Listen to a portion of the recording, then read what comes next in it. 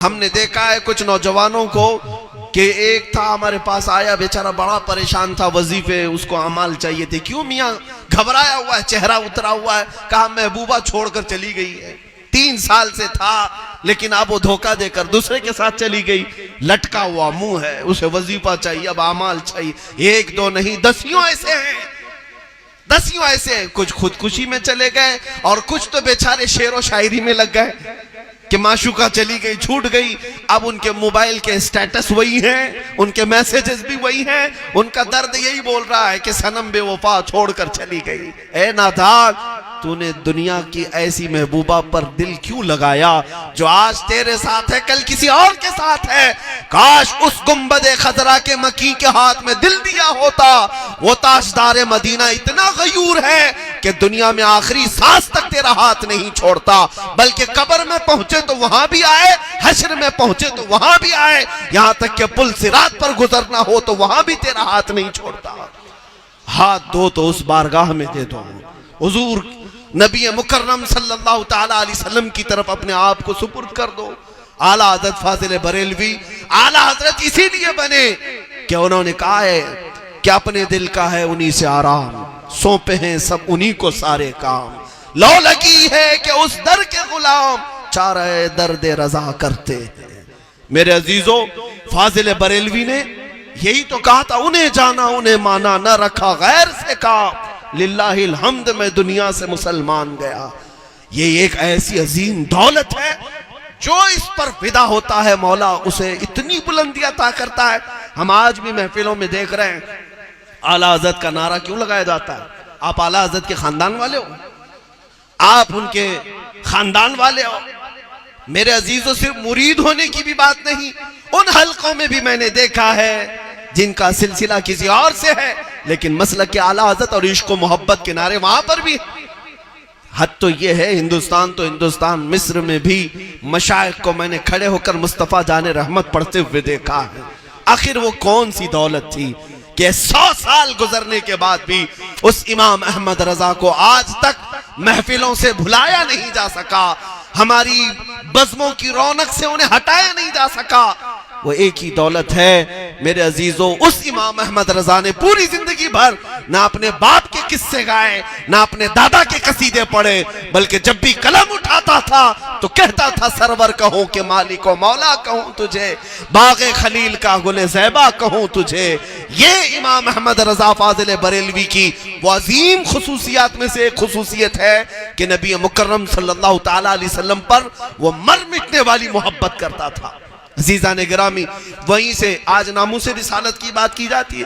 میں سمجھتا ہوں تحفظ ناموس رسالت کا سب سے بڑا سبق کہیں سے سیکھنے کو ملتا ہے تو امام احمد رضا کے دروازے سے ملتا. پوری زندگی آپ دیکھیں, ارے میاں انہوں نے اتنی چیز بھی برداشت نہیں کی کہ اگر کوئی کہہ دے رسول پاک صلی اللہ علیہ وسلم کا جبہ میلا ہو گیا تھا, یہ بھی میرے اعلیٰ حضرت نے برداشت نہیں کیا. میلے تو کپڑے ہوتے ہی ہیں نا, یہ فطری بات ہے, 2 دن پہنو گے میلے ہوں گے, لیکن اعلیٰ حضرت نے فرمایا رسول اللہ کے لباس کو یہ بھی نہ کہا جائے کہ میلا ہو گیا, بلکہ یوں کہا جائے کہ گرد و غبار نے ان کے جبے کے بوسے لینا شروع کی. گرد و غبار نے ان کے لباس کو بوسے لیے. یہ ادب ہے بارگاہ رسالت کا. وہ اتنی چیز بھی میرے مصطفیٰ کریم کی بارگاہ میں برداشت نہیں کرتے تھے. عزیزان گرامی وقار, یہی امام احمد رضا کی عظیم خصوصیت تھی جو محافظ ناموس رسالت تھے, اور پوری امت کو انہوں نے یہی درس دیا ہے.